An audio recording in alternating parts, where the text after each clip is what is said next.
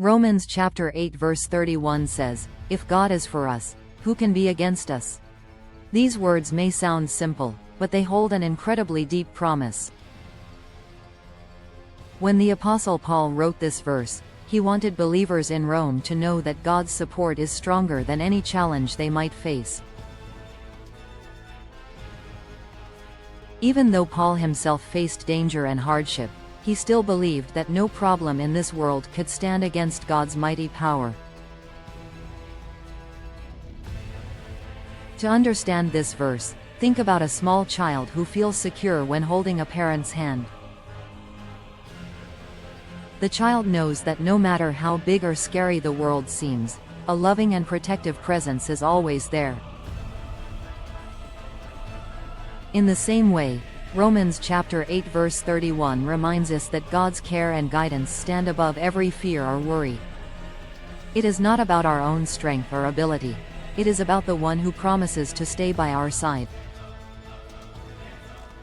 Another important point is that Paul wrote this verse for a community of people from very different backgrounds. Some were Jewish, some were Gentiles, and many of them faced real threats for their faith. Yet Paul said to all of them, "God is for you." This promise is not limited to a specific group. It reaches anyone who trusts that God's love and power are available. When we reflect on Romans chapter 8 verse 31, we see a powerful message of hope. Life can bring storms, uncertainty, fear, or loss, but this verse tells us that God's support goes beyond all of these.